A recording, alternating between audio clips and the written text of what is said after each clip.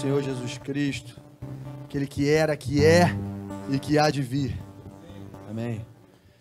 Bom, hoje não sou eu que vou pregar, hoje nós vamos ter a honra de receber o domador de leões, pastor Damásio, meu pastor, ele que vai trazer a palavra, sem mais delongas, tu vai trazer uma ministração para edificar as nossas vidas, em nome de Jesus. Deus te abençoe, que da tua boca saia espírito, poder e vida, para libertar os cativos, aleluia, e alertar as nações. Amém. Amém. Amém, povo santo. Podem sentar quem está aqui, né? Glória ao Rei. Quantos já se sentiram ministrados aí no seu íntimo? Amém. O Senhor começou a falar desde cedo aqui, né? Desde o começo.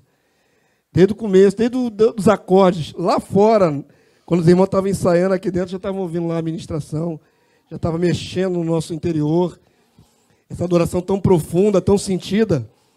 E eu sou, assim, particularmente observador de tudo. Eu observo tudo, eu fico sentindo as coisas, não é? Eu observei muitas orações que foram feitas nessa manhã aqui, e as orações todas pedindo que o Senhor tratasse conosco. Quantos creem nisso? Tratasse nossas feridas, que nos curasse, que nos libertasse. Não é isso, irmãos? Normalmente, né, esse já é o 15º Café com Cristo. Eu tenho certeza que muitas vezes as palavras foram maravilhosas, porque vimos, né, elas foram publicadas, mas elas foram num viés de edificação da fé, de edificação de revelações sobre o reino de Deus. Normalmente é assim, não é isso?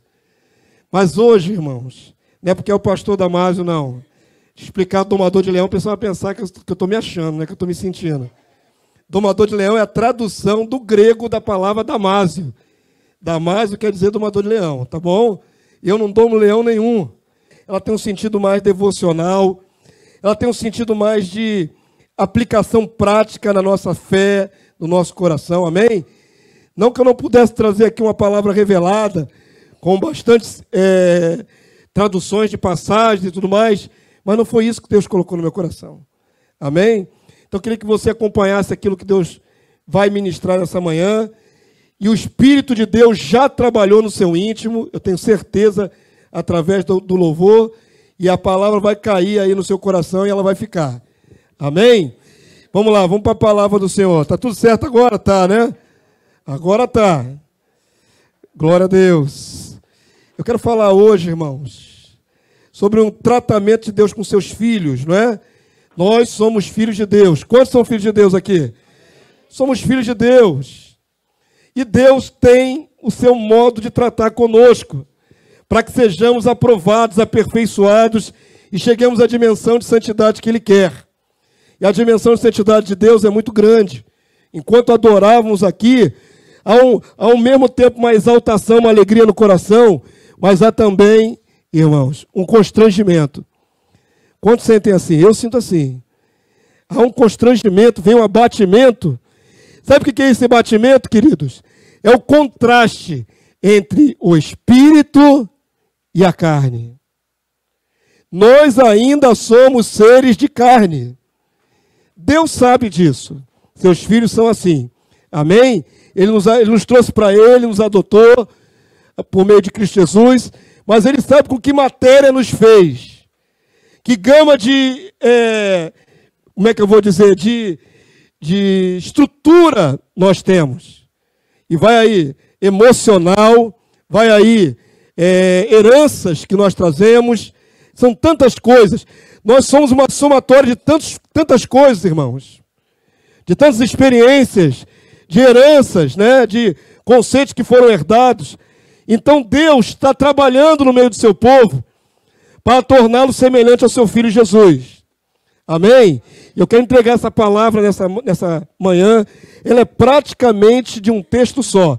Vai ter um texto de abertura, depois vamos entrar no livro de Hebreus e vamos ficar nele. Mas abra, por favor, quem trouxe a Bíblia, Efésios 2:18. Efésios 2:18.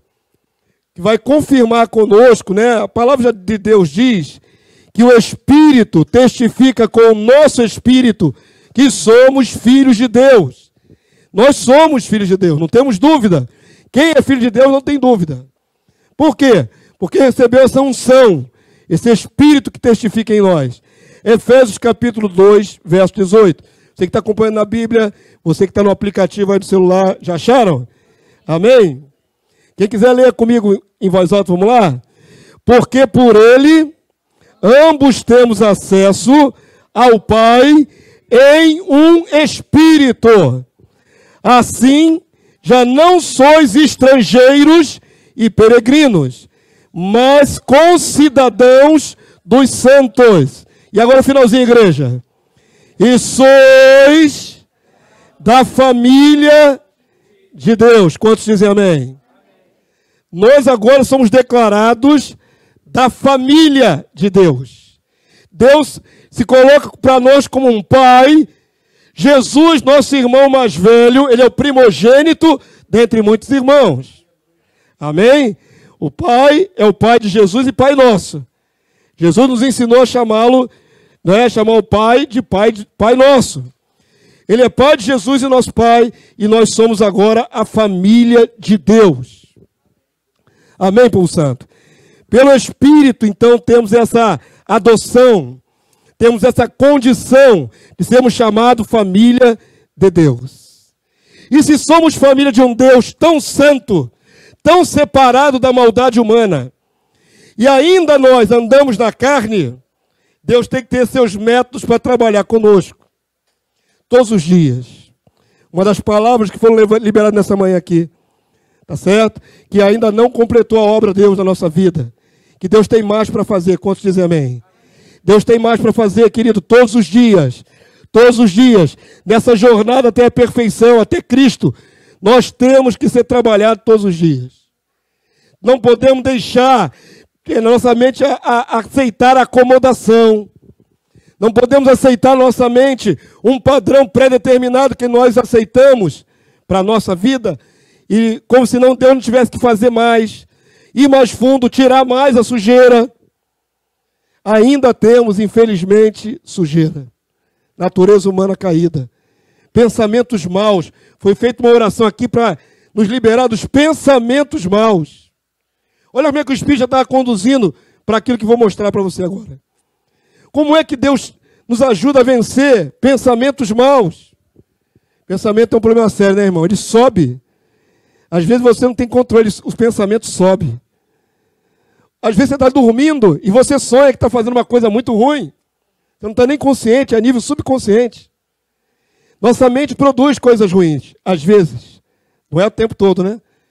Por isso precisamos encher o nosso coração de adoração para que os pensamentos maus sejam dissipados. Mas Deus, que conhece a nossa estrutura, que sabe que ainda produzimos tais pensamentos maus, malignos mesmo, até desejando a morte. Nós somos capazes de pensar isso, ou não somos? Somos. Mas, pastor, eu não tenho a menor índole de psicopata. Eu não sou psicopata, eu também não sou. Mas a gente às vezes quer matar alguém no coração, irmão. Não é? A gente quer eliminar alguém da equação. São sentimentos e pensamentos que saem da nossa natureza. E Deus vai tratar conosco. Amém? Por favor, agora, abra o livro de Hebreus, capítulo 12. Hebreus 12, a partir do verso 4. O Pai, o nosso Deus e Pai, conhece a nossa natureza defeituosa. A natureza defeituosa dos seus filhos. Deus conhece, Deus nos fez. Ele deu essa gama de emoções e sentimentos. E ainda há a incidência do pecado da nossa alma. Deus sabe quanto lutamos para ficar santo. O Senhor Jesus, a palavra de Deus diz no próprio livro de Hebreus, que Ele vive para interceder por nós. Sabe por quê? Porque nós precisamos de intercessão todo dia, irmãos. O tempo todo.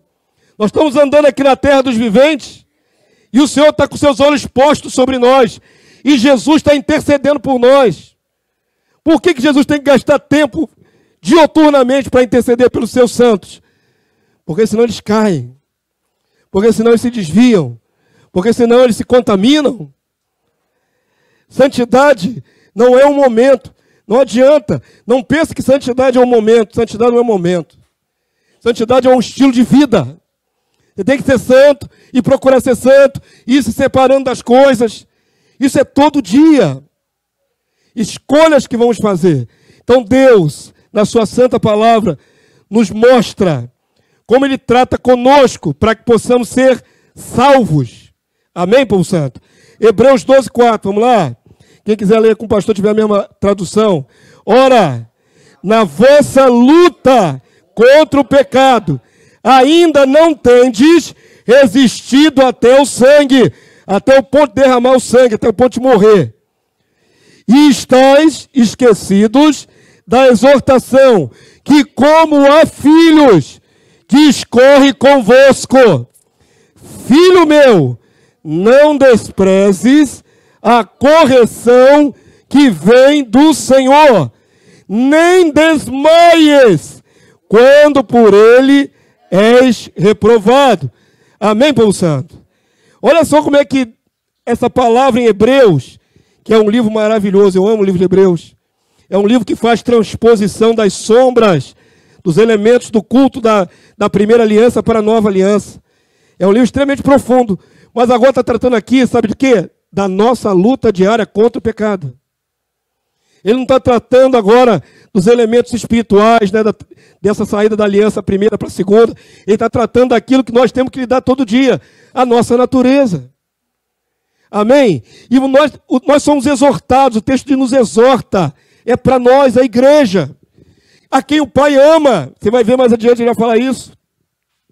Não despreza a correção que vem do Senhor, nem desmaies quando por ele é reprovado. É até interessante essa imagem, né? Não desmaies, não desfaleça. O não de Deus para alguns é muito difícil de digerir. Quando Deus está te dando todo o aval, quando você está indo de vento em popa, é uma maravilha. Mas quando Deus quer tocar numa área da sua vida para lapidar, para tirar aquela aresta da sua vida, e Deus te dá um não, Deus te dá uma reprovação, você fica triste, abatido, desanimado.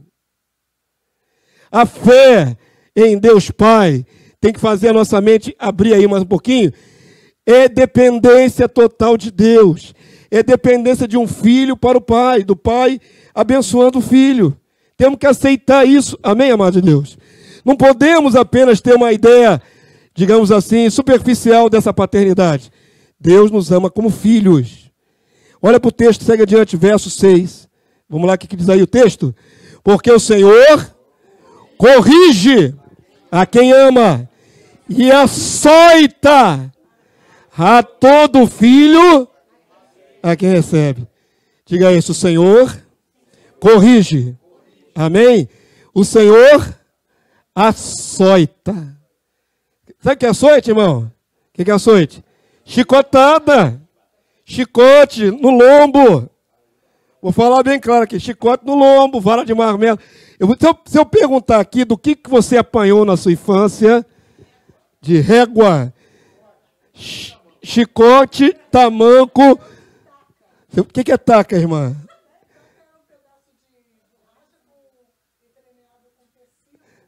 Meu Deus, é uma arma diferenciada, né?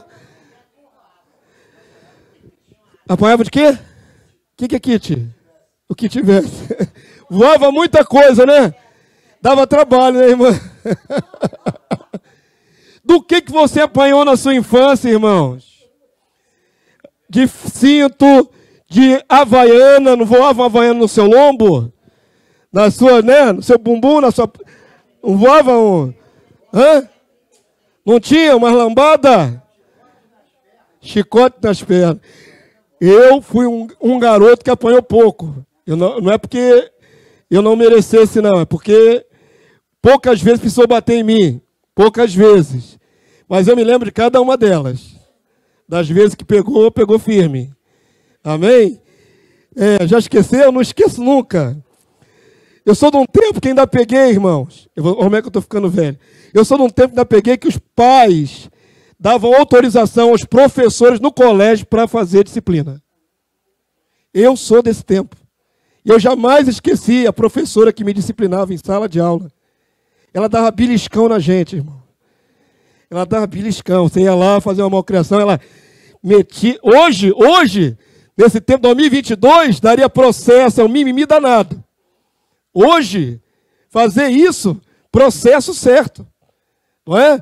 Mas há 40 anos atrás, os pais davam autorização. Se meu filho der trabalho em sala de aula, pode corrigir. E a professora vinha, nunca vou esquecer o nome dela, não sei se é viva, Wanda Nogueira. Disse o nome até da professora. É muito, bota 40 anos atrás nisso. Ela pegava a gente, dava assim no braço, assim, ó, ou na orelha. Mas sabe por que eu não esqueci? Porque depois que abriu o berreiro, na sala de aula, ela vinha, ela tinha um potinho e vinha com a bala Juquinha, para amenizar a dor. Nunca vou esquecer isso. Era o choro e depois bala Juquinha. Aquela balinha, né? Juquinha mesmo, aquela amarelinha, da capinha amarela. Mas eu sou desse tempo. E antes do meu tempo ainda tinha a palmatória, que eu não peguei. Alguns posso ser que se lembre. Pai e mãe davam autoridade para professor dentro de sala de aula para exercer autoridade e disciplina. E a pessoa tinha que estender o mãozão, porque eu já vi filmes e vídeos, né? Aquela madeira, aquela raquete de madeira com os furinhos, às vezes ficavam os furinhos na madeira, era bauleado o negócio e era na mão. Por que pais do passado davam autoridade para os professores bater no seu filho quando erravam? Porque precisa corrigir. Entenda isso. Quando Deus diz aqui na sua palavra que Ele nos açoita todo filho a quem recebe, é porque nós precisamos de correção. Porque se deixar no piloto automático da nossa alma, nós vamos fazer besteira. Nós somos maus gerentes da nossa própria vida. Isso é fato. Não é filosofia, não, é fato. Nós temos a tendência de errar o alvo, de escolhas ruins, de fazer coisas erradas. Deixa a sua carne no piloto automático para ver onde você vai parar. Bem longe de Deus. E muitos que deixaram a carne dar vazão estão fora de Cristo. Fora da graça. Muitos. E bota muitos nisso. Conheço muitos. São 30 anos de evangelho, 20 de pastor. Já vi muita gente boa se perder. Demais. Mais do que eu gostaria de lembrar. Mais do que eu tenho intercedido para os que se afastaram. Deus não quer perder filho nenhum. Deus precisa nos corrigir. Ele precisa dar uma lambada de vez em quando na gente. E a lambada de Deus não é um açoite de tecido de couro. A lambada de Deus não é uma varinha de marmelo, de goiabeira. São circunstâncias da vida. Deus vai agir na nossa vida, nos deixar passar por uma prova, uma provação, para que possamos cair em si e voltar arrependido para o Pai. Ali Ele estará nos corrigindo. Quantos entenderam? A correção de Deus nos santifica. Segue o texto, você parou no verso 6, não parou no verso 6? Verso 7. A maior parte da mensagem é em Hebreus 12. Verso 7, igreja. É para a disciplina que perseverais. Deus vos trata como filhos. Esse texto está entre parênteses. Foi um copista que colocou depois, não foi o autor dos Hebreus. Alguém fez um acréscimozinho aí, relembrando que Deus nos trata como filhos. Pois que filho há que o pai não corrige? Agora olha só a possibilidade de ficarmos sem correção, irmão, é terrível. Verso 8, igreja, leia em voz alta. Mas se estáis sem correção, de que todos se têm tornado participante, logo sois bastardos e não filhos. Para pensar nesse versículo aí, nesse verso 8. Se porventura você não aceita a disciplina que vem de Deus, você não é considerado filho. É considerado o quê, irmãos? Bastardo. Se eu não me engano, eu posso estar errado, eu não procurei, mas eu acho que é a única vez na Bíblia que aparece esse termo aí. Se não é na Bíblia toda, é só no Novo Testamento, eu acho que é a única vez.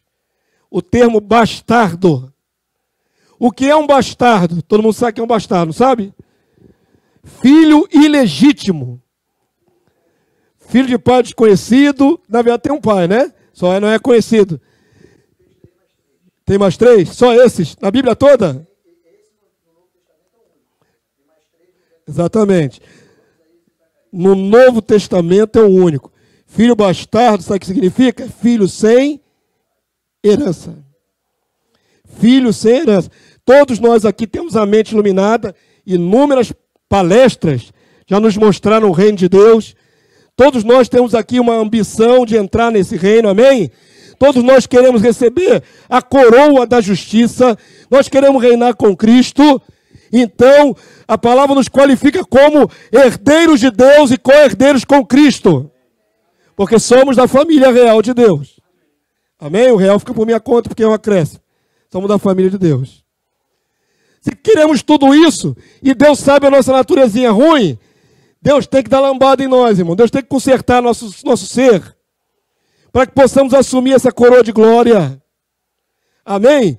Ele não nos quer ver como filhos perdidos, filhos bastardos, ilegítimos, sem direito à coroação, sem direito à herança no reino. Deus não nos quer ver assim. E Ele vai trabalhar no nosso caráter, para que possamos ser aperfeiçoados, santificados. Amém? Olha para o restante do texto. Eu tinha que destacar essa questão do bastardo. É raríssimo aplicar isso para filhos de Deus. Esse texto está aplicando isso para os filhos de Deus, caso não aceitem a disciplina do Senhor. Amém? Olha aí para o texto aí, verso 9. Ele vai fazer um paralelo agora. Além disso, tínhamos os nossos pais, segundo a carne, no natural, que nos corrigiam e os respeitávamos. Não haveremos de estar muito em maior submissão ao Pai espiritual, e então viveremos? Olha a comparação, a pergunta é uma pergunta quase retórica. Você respeitou seus pais terrenos? Glória a Deus. Quanto mais o nosso Pai Celeste, que quer nos salvar, irmãos. Viver aí não é só respirar, é ter a vida eterna. É continuar vivendo e entrar no reino e passar a eternidade com Deus. Quer passar a eternidade com Deus? Deixa o Pai te corrigir. E quando eu falo na segunda pessoa para tu, né, te corrigir, eu primeiro falei para mim mesmo, que essa palavra foi começando em mim.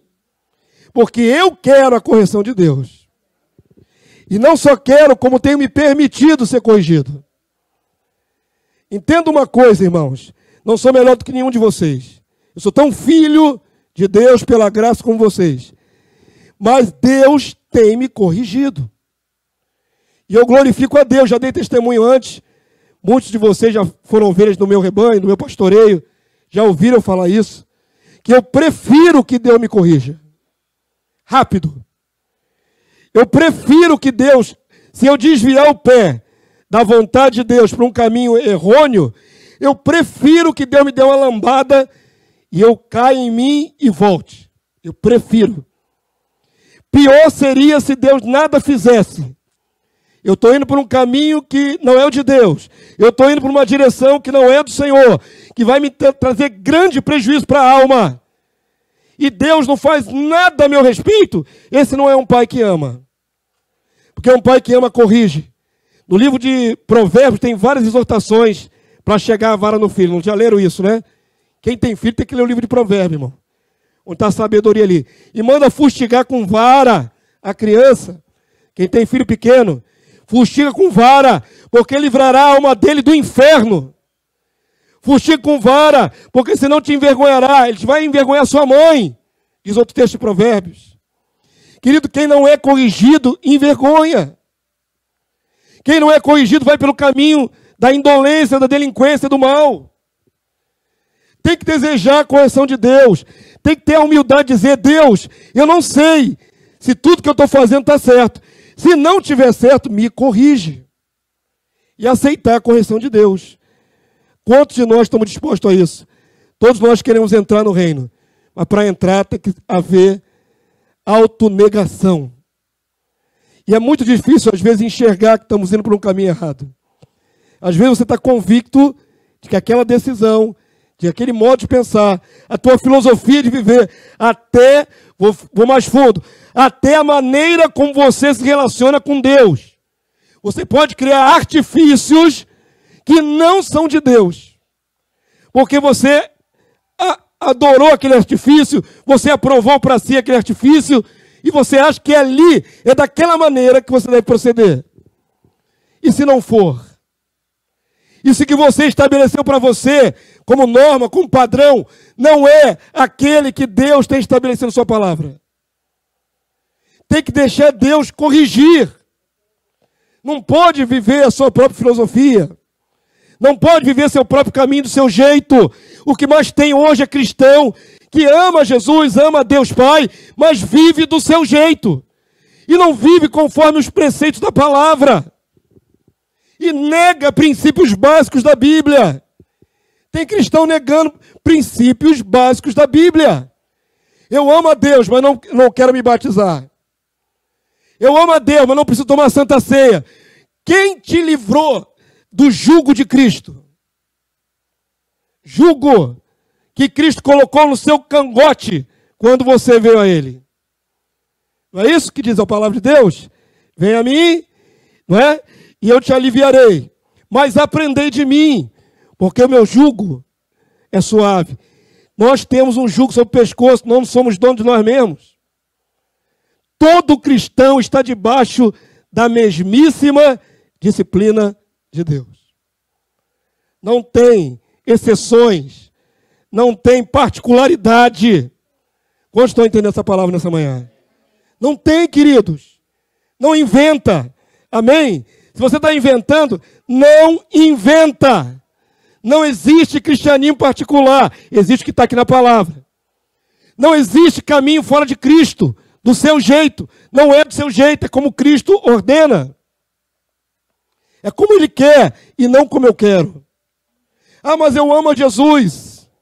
Eu amo a Jesus, mas eu não preciso estar com a igreja. Quantas vezes eu já vi isso? Meu Deus, você quer a cabeça sem o corpo. Como é que você vai ter a cabeça sem o corpo? Se Jesus morreu pelo corpo. O corpo é difícil? É difícil. Congregar é difícil? É difícil. Aturar uns aos outros é difícil? Põe difícil nisso. Cada um com uma personalidade, cada um com uma bagagem de família, cada um com um pensamento, cada um com um posicionamento político, não vou nem entrar no mérito. É difícil. Mas você tem que aturar o seu irmão. Você vai entrar com ele na eternidade. Não adianta fugir, irmãos. Nós vamos ficar juntos para sempre. Ninguém se empolga com isso, né? Ninguém se empolga com isso. Suportar em amor. Oh, Jesus. Às vezes parece uma sentença, né? Eu vou para sempre com fulano, é para sempre. Se ele perseverar até o fim, você perseverar até o fim, é para sempre com ele. Amém? Não adianta fugir, irmãos, daquilo que o Senhor estabeleceu. Como estão entendendo? Deixa Deus conduzir, deixa Deus disciplinar, deixa Deus colocar no molde. Pastor, existe a multiforme sabedoria de Deus, então cada um escolhe um jeito, de maneira alguma, porque a multiforme sabedoria de Deus é manifesta na igreja, diz a palavra do Senhor. Ela não é manifesta no indivíduo, é na igreja, é na coletividade dos santos, no corpo. Amém? Não tem argumento. Quando a pessoa cria um caminho particular para ela, eu vejo, está fora. Ela está criando um caminho, um atalho fora da vontade de Deus. Porque não vai achar base para aquele comportamento isolado. Nunca. Deixa Deus corrigir. Eu falei que eu prefiro que Deus me corrija. Deus já me corrigiu várias vezes. E eu agradeço a Deus, diante do meu Deus, com o ar que eu respiro agora, diante de vocês, sem hipocrisia, eu agradeço a Deus todas as vezes que fui corrigido. Porque eu entendi que era para melhor, que é para o meu aperfeiçoamento. Que Deus está tentando me salvar, que Deus me ama. Ele me ama porque ama, me açoita.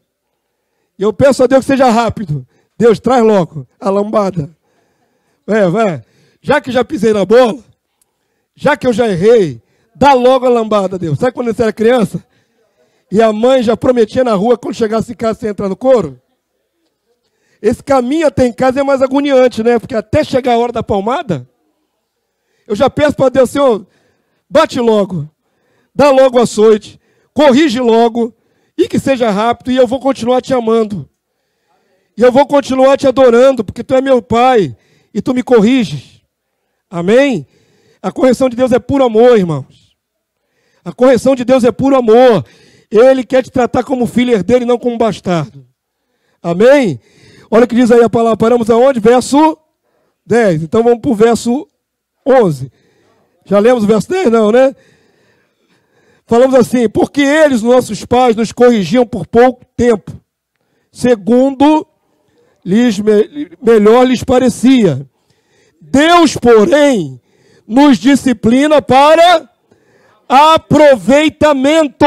É útil, é para aproveitamento, vai ser bom para a sua vida, a fim de sermos participantes da sua santidade. Amém, povo santo? A correção de Deus é extremamente benéfica para o filho. Benéfica demais. Ele quer nos fazer participando da sua santidade. Eu estou fazendo um caminho que não está na sua palavra.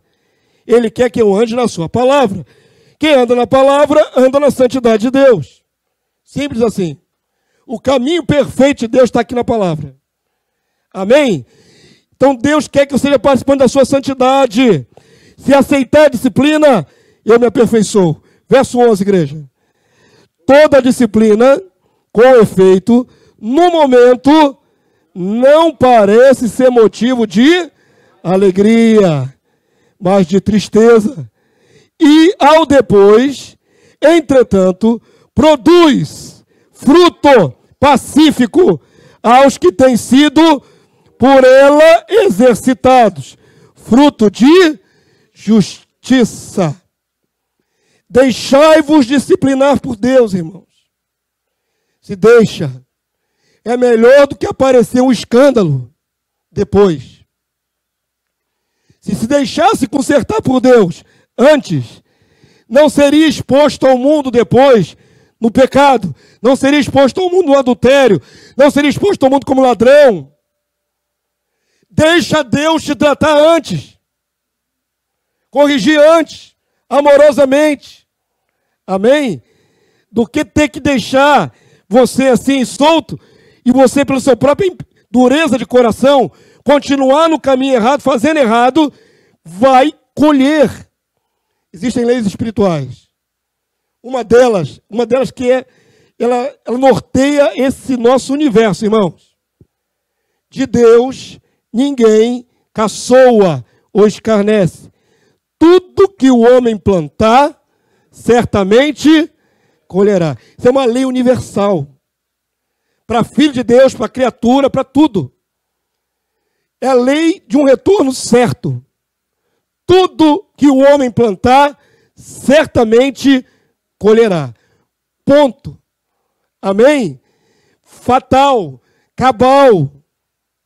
Plantou algo ruim aqui atrás, vai ter colheita aqui na frente. Não tem jeito. E Deus vai deixar. Porque Deus quer ver você se quebrantar. Aí você se arrepende aqui do produto final, que deu errado. Você se quebranta e volta arrependido para o caminho certo. As provas de Deus, Ele não vai tirar da sua vida, Ele vai permitir você passar. Para aproveitamento. Amém? Deus vai tentar te salvar de todas as maneiras, irmãos.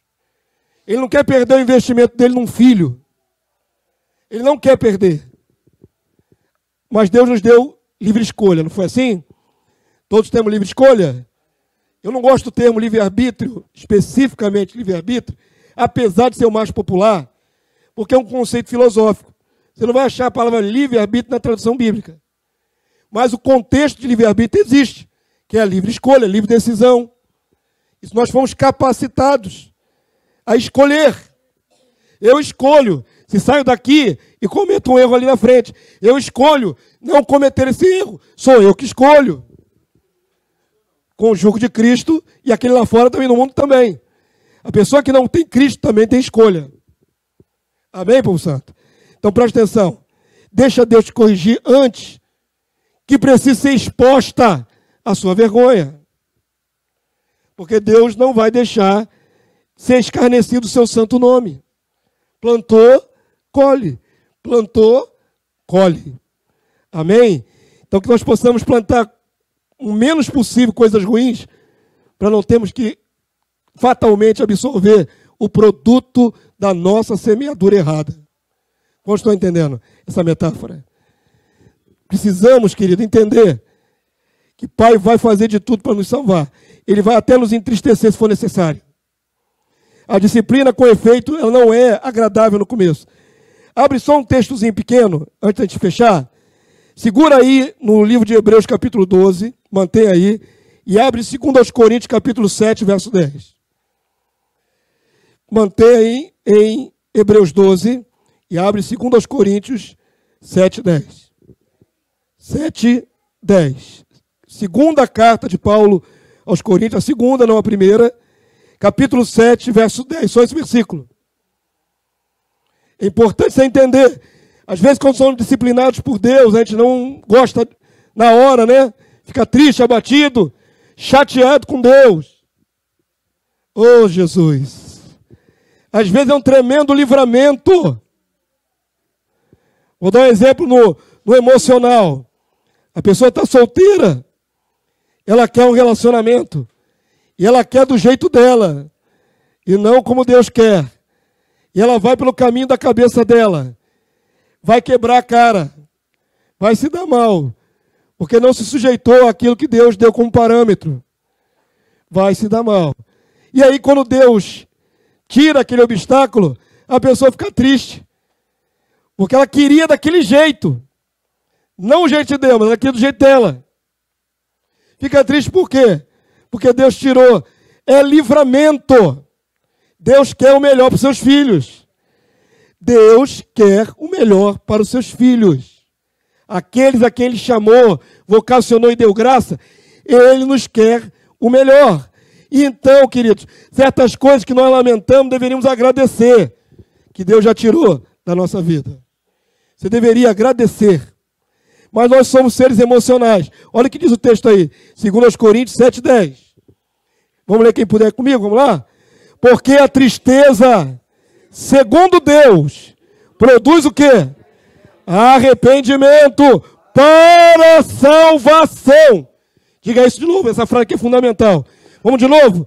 Porque a tristeza, segundo Deus, produz arrependimento para salvação, que a ninguém traz pesar, mas a tristeza do mundo produz morte. É muito melhor você ser disciplinado por Deus e sofrer um bocadinho por causa disso, do que você se entregar ao seu próprio desejo, à vontade da carne, do diabo, e vai colher no final morte. Aceita a disciplina de Deus, aceita a correção, aceita esse momento difícil. Se é segundo Deus, essa tristeza produz arrependimento. E nós vamos ser, no final, salvos. Aceita a exortação da palavra. O evangelho não é só um triunfalismo. Eu sou totalmente contra pregações triunfalistas. Já ganhou, já venceu, já está no reino. Isso está tudo errado. Nós temos que nos esforçar para entrar no reino. Se você já dá o prêmio antes da corrida, que valor tem esse prêmio? Imagina uma corrida de, 500 metros. Todos aqueles corredores perfilados ali para sair. Antigamente dava um tiro de pistola, né? Agora é uma buzina. Agora quando vai dar o start, ali é uma buzina. Bem barulhenta. Antigamente era um tiro de pistola. Imagina você, aqueles atletas, tudo ali na posição, para correr 500 metros. E na hora que o juiz vai dar o tiro de largada, ele não dá o tiro. Ele corre para a faixa de abertura, já com o prêmio na mão, e dá na mão de cada um deles ali um prêmio. Tem valor tal prêmio, irmãos? Não correram, não se esforçaram. O cara pegar aquele prêmio e vai jogar no lixo. Alguns pensam que o fato de ser filho de Deus já está tudo ganho, já está tudo resolvido, já está tudo certo, você já está santo, não faz esforço algum, não aceita a disciplina de Deus, não anda segundo a palavra, e acaba pensando que a salvação é isso. Irmão, salvação é um processo de limpeza na nossa alma. Salvação é um processo de dentro para fora. Jesus comparou, não é, os fariseus daquela época a sepulcros pintados de cal. De fora não quer dizer nada. De fora todo mundo é bonito, todo mundo é santo. De fora não podemos declarar que todo mundo está certinho. Mas Deus conhece o profundo, Deus conhece o coração. É lá dentro, no fundo da sua alma, que os olhos de Deus vão lá visitar. E Ele sabe o que tem lá dentro. Amém? Deixa Deus disciplinar. Nem todos nós passamos pelas mesmas disciplinas. Cada um tem uma deficiência no seu ser, no seu caráter, que precisa do conserto de Deus. E entristece, é difícil, é duro. Eu estava aqui ouvindo o cântico ali, deixa queimar, deixa queimar. Esse cântico é maneiro. E dá a ideia de ebulição de fogo do Espírito. Mas olha o que Deus me trouxe na mente. Se você trouxer essa figura para o altar do coração, vamos imaginar que seu coração é um altar. O que era posto no altar de sacrifício? O holocausto, para ser queimado por inteiro. Deixa queimar, deixa queimar. Então deixa você queimar suas impurezas no altar. É você no altar, sendo purificado. Não é só a efervescência do Espírito Santo. Mas cante, deixa queimar também pensando, eu preciso me purgar dos meus erros. Deus me limpa dos meus erros. Como um holocausto. Eu estou disposto, pode fazer o que tem que fazer. Amém? Quantos estão entendendo? Então presta atenção, igreja. Nós precisamos de limpeza ainda. A igreja vai chegar a ser gloriosa, sem mácula, sem ruga, sem contaminação nenhuma. É com essa que Jesus vai casar. Amém? O noivo vem para casar com essa. Mas se olharmos para dentro de nós, ainda tem ruga, ainda tem mazelo, ainda tem uma dificuldade, tem uma deficiência. Precisamos que o Senhor trabalhe em nós. Mas é necessário desejar isso. Deseje. Parece uma coisa meio, como é que eu vou dizer, sádica. Vou desejar sofrimento para mim? Preciso. Eu preciso. Se for necessário, que o Senhor me amasse o barro. Se for necessário para tomar a forma que Deus quer, que o Senhor tire uma aresta. Pode um lado, poda o outro. Poda dói, poda dói. O amassar de Deus dói, o amassar de Deus dói. Mas é para minha salvação. Eu quero ficar no formato que Ele me usará. Que agradará o meu dono, o meu possuidor. Então tem que deixar Ele amassar. Tem que deixar Ele podar. Tem que deixar Ele consertar. Tem que deixar Ele bater. Amém? Não é uma pregação de sadismo de Deus. É uma pregação de pura compaixão pelos nossos erros.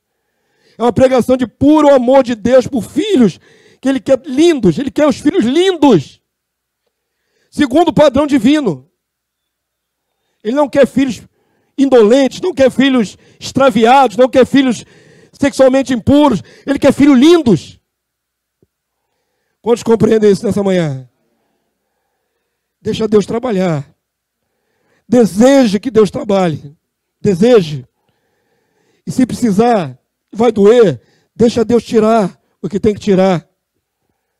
Mas se amolde a correção de Deus. Não crie filosofia particular. Não é como eu quero, é como Deus diz. Não é como eu acho, é como está escrito. É a maneira de você entrar no prumo, no molde, que é Cristo. Aquele que diz que segue a Jesus deve andar como Ele andou. Olha para como Ele andou. Ele se permitiu tudo. Ele se permitiu ter licenças para pecar. Não tem isso na vida de Cristo. E nós devemos andar como Ele andou, irmãos. Amém? Para a gente terminar essa palavra, volta lá para Hebreus 12. Do verso 12 até o verso 16. O mesmo Hebreus 12, que foi a base de toda a palavra. Nós paramos no versículo 11. Vamos ler agora do 12 ao 16 para encerrar essa palavra. Eu sei que tem muitos irmãos acompanhando pela internet. Eu glorifico a Deus por isso.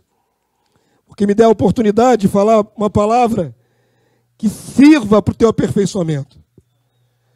Eu não estou preocupado se a palavra foi bonita. Eu não estou preocupado se a palavra foi empolgante. Eu estou preocupado se a palavra está entrando aí na sua mente, no seu coração, e está mudando alguma coisa no seu modo de pensar. Para que atitudes mudem e você fique mais de acordo com a vontade de Deus. É tudo que me interessa. Talvez eu nem seja lembrado depois dessa palavra. Quem é aquele chato que numa manhã bonita, gostosa daquela, veio falar de pancada de Deus, de lambada de Deus, de arrependimento? Sem santidade ninguém verá o Senhor. Como precisamos, irmãos. Tem muito escândalo acontecendo no meio evangélico, de líderes grandes, quase que semanalmente, um líder grande é exposto na mídia. Sabe por quê? Porque alguma hora lá atrás, na vida desse líder, ele não se deixou disciplinar. Se a gente cauterizar nossa mente no erro, endurecer, vai terminar exposto.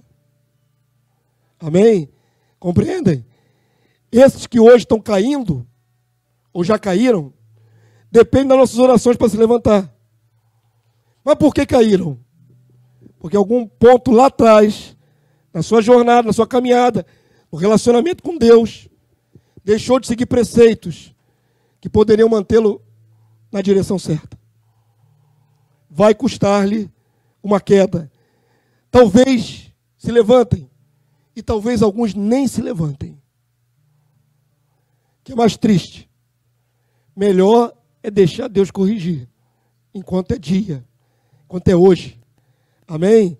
Se hoje ouvirdes a voz do Senhor, não endureçais o vosso coração.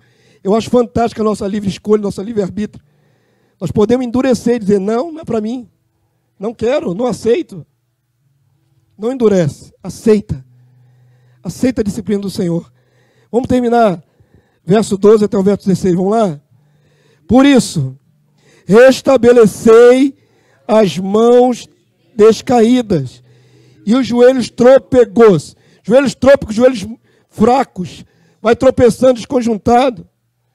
Tem gente que depois que Deus deu uma pancada, a pessoa ficou tão aturdida que ela não consegue mais caminhar na direção de Deus. Fica ali naquela situação, naquela fraqueza toda. A palavra exorta, fortalece as pernas e vai andar. A fé é de fé em fé, de glória em glória. A entrar no reino é uma caminhada. Jesus é o caminho, tem caminhada. Não pode parar no meio do caminho, porque ficou com a perna bamba, depois que levou a lambada de Deus. Ou da vida, porque semeou errado. Fortalece os joelhos, essas pernas. Vamos caminhar. Volta para a caminhada. Alguns estão precisando voltar para a caminhada. Restabelecer as mãos descaídas. E os joelhos trôpegos. E agora diz aí o texto, verso 13, igreja. E fazei caminhos retos para os pés, para que não se extravie o que é manco, antes seja curado, sarado. Deus te quer levantar, Deus te quer curar. Firma no caminho do Senhor. Verso 14. Segui a paz com todos e a santificação, sem a qual ninguém verá o Senhor, atentando diligentemente, porque ninguém seja faltoso, separando-se da graça de Deus, nem haja alguma raiz de amargura que brotando vos perturbe, e por meio dela muitos sejam contaminados. Amém, povo santo? Eu falei que nós temos que nos aturar, todos nós. Mas é natural, onde tem ser humano tem atrito. Isso é em qualquer circunstância. Dentro da família, no casamento, onde tem ser humano tem atrito. E às vezes os atritos geram mágoas. E às vezes as mágoas se aprofundam. Criam raiz de amargura. Eu creio que todos nós já passamos por episódios assim. E eu tenho certeza, pelo que eu conheço da palavra de Deus, que Deus não se agrada disso. Já tive raiz de amargura no coração e Deus tirou. Amém? Deus tratou, me curou. Praticamente, eu sou um homem curado de muitas raízes de amargura. Graças a Deus. E que bom. Porque eu sei que se não tivesse sido tratado, eu não poderia ter autoridade para falar o que eu estou falando aqui hoje. E eu não sou um hipócrita, não estou fingindo. Eu realmente fui sarado por Deus. Amém? Eu gosto disso, eu gosto de olhar essa trajetória. A palavra de Deus chega a dizer, irmãos, que nós não podemos ter mágoa uns com os outros, pelo quê? Porque Deus não tem preferidos. Amém? Deus ama todos os filhos igual. Quando um está em litígio com o outro, a palavra de Deus chega a dizer que você vai ofertar diante do altar, você primeiro se conserta com seu irmão, para depois entregar a sua oferta. Deus não aceita nada em litígio. Nada, absolutamente nada. Porque Deus não toma lado. Quando a gente está errado com alguém, com problema, amargando com alguém no coração, a tua oferta fica inútil para Deus. Deus não quer. Conserta primeiro. Se existe um sacrifício importante para Deus, é a união do povo, a união do corpo do Cristo. A maior obra que nós podemos realizar é manter o vínculo do Espírito Santo. Esse vínculo que nos une é a maior obra de todas. Eu posso fazer um monte de obra, eu posso pregar, eu posso fazer missões, eu posso fazer o que for. Mas se eu não preservar o vínculo da igreja, a unidade do corpo, a minha obra não serve para nada, irmãos. Quantos entendem?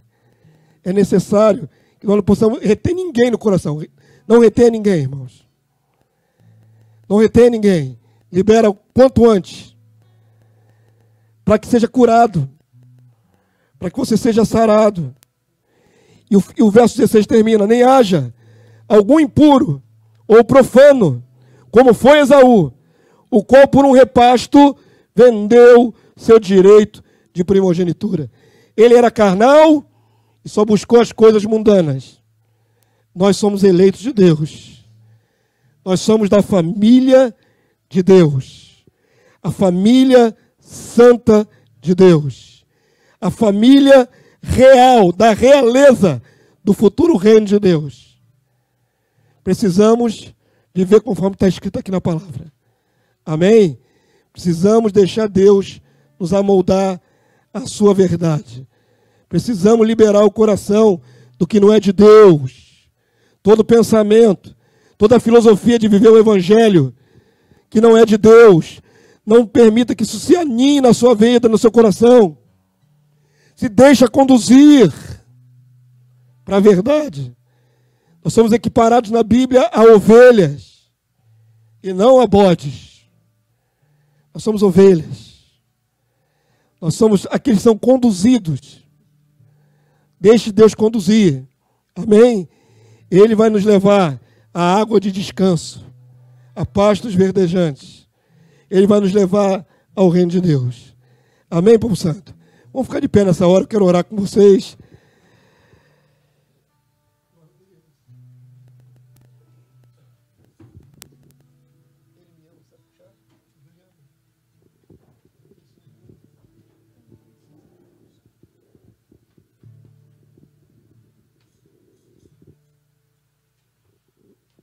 Feche seus olhos aí onde você está.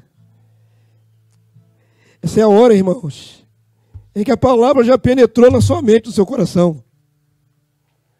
É interessante esse poder da palavra. Ela vai na divisão da alma e do espírito. Independente do pregador, a pregação ela entra. A palavra entra. E ela vai encontrar ou um coração quebrantado, ou um coração endurecido, ou um outro. Ou vai encontrar um filho de Deus disposto a ser lapidado, a ser aperfeiçoado. Ou vai encontrar um filho de Deus indolente, um filho de Deus indisciplinado. Deus precisa encontrar a gente bem quebrantado, bem fácil dele trabalhar, em nome de Jesus. Aí onde você está, inclina a sua cabeça. Eu quero orar com você. Aceite a disciplina de Deus. Deus te ama. Deus me ama. E eu aceito toda a disciplina de Deus. Toda ela.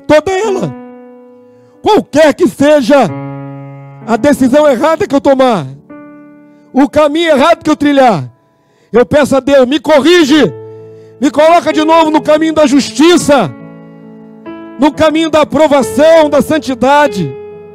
Eu não aceito morrer longe de Ti. Eu não aceito me extraviar. Eu não aceito cair e permanecer caído.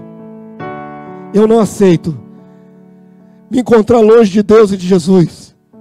Eu não aceito para a minha vida. Pai Santo, louvado seja o Teu nome nessa manhã.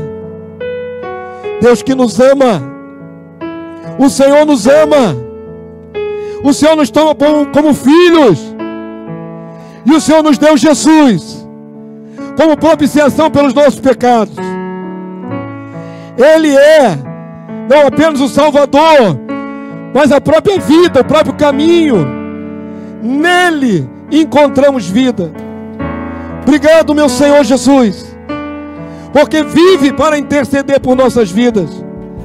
Tu estás com os teus olhos postos sobre a noiva, sobre a igreja, aqui nesta reunião, em toda a igreja espalhada no Rio de Janeiro, no Brasil e no mundo, onde tem um eleito precisando de cobertura, precisando de sobrenatural. O Senhor vem sobre ele, porque o Senhor não quer perder nenhum. Nós somos teus, Senhor.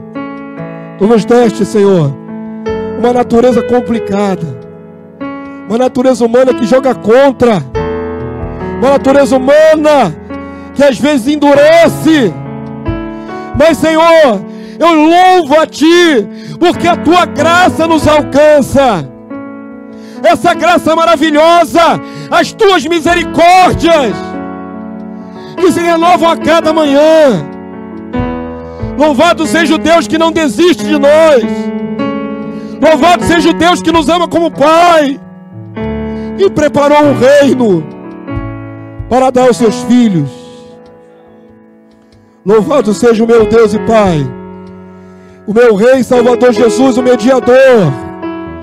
Se tenho a Ti, meu Deus e Pai, e tenho a Jesus, eu tenho toda a chance de ser vencedor. E eu quero ser vencedor. Eu clamo pelos meus irmãos aqui presentes, Senhor, que a Tua palavra não se dissipe do coração dos Teus eleitos.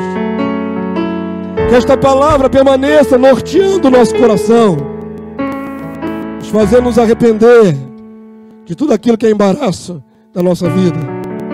Nos ajuda, Senhor. Trata conosco nessa manhã. Cura o que precisar ser curado. Vai lá no profundo, Senhor.